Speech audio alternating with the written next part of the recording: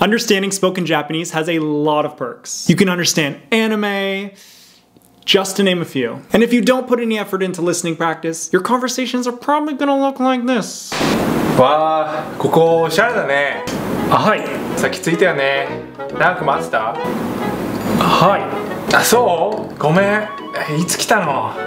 はい。いや、何時に来ましたか？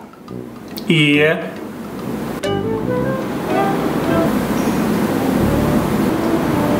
I'm gonna show you how to not be like that.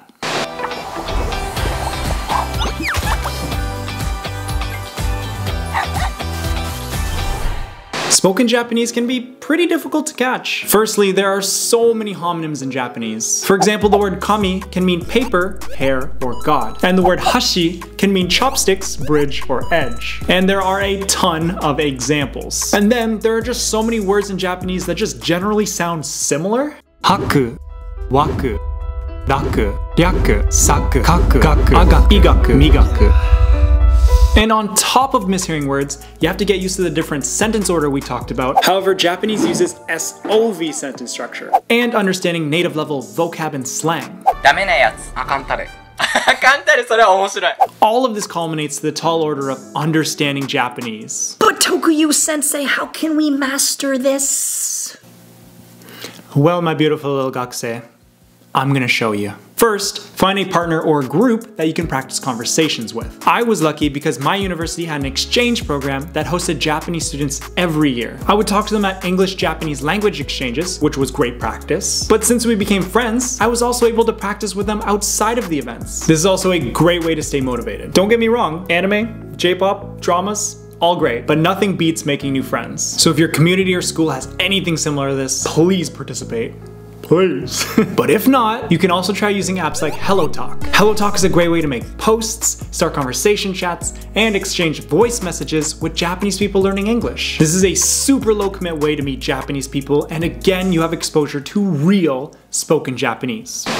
Oh, I have a new voice message. 前のメッセージありがとうございました。私は今ちょうど帰ってきて、あれ、誰か家に入ったと思う。友達？あんたもう二度とこっち来るなって言ったでしょ。さっさと出てって。さきちゃん？何持ってるの？誰か助けて。Saki-chan! And if you want to buy your way to fluency, there's also italki, which is a way to find casual or professional tutors. This is a great way to have one-on-one conversation practice, and it's with someone who's dedicated to helping you improve. And honestly, some of the prices are as low as $7.50 an hour. And there's usually a trial price that offers half the rate. And you can use coupon code TOKUYU10 to get an additional 10% off. I'm just kidding. I don't have any sponsors.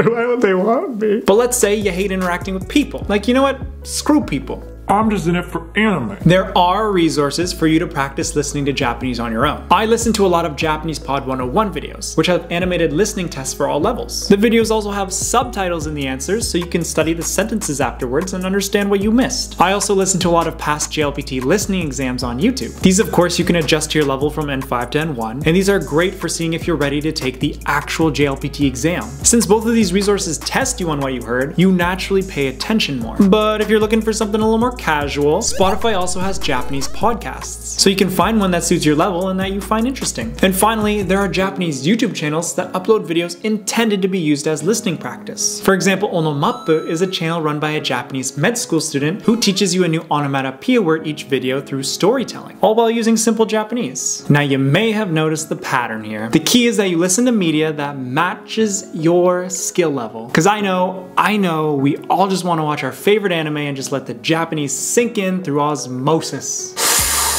And anime and dramas can help, but I personally found that native Japanese media was very difficult to learn from as a beginner and intermediate. The Japanese is just spoken so quickly that it's easy to get tripped up on a word and just get lost. あいにくご覧の通り、四半期決算の報告から我々の会社はまた赤字になってしまいました。What the hell is 四半期決算? 四半期決算 Quarterly reports. Okay. I got this. だから宮崎のマンゴーは沖縄のより甘くて美味しいよ。 What? You were just talking about the quarterly reports. What happened to the quarterly reports? This is why I think you should find resources that challenge you just enough that you are primarily reinforcing what you already know and picking up some new Japanese along the way. But Tokuyu, I know a guy who became fluent in Japanese in just 2 years just from watching anime. Honestly, fair enough. At the end of the day, you just gotta find what works for you and what you find most enjoyable to learn from.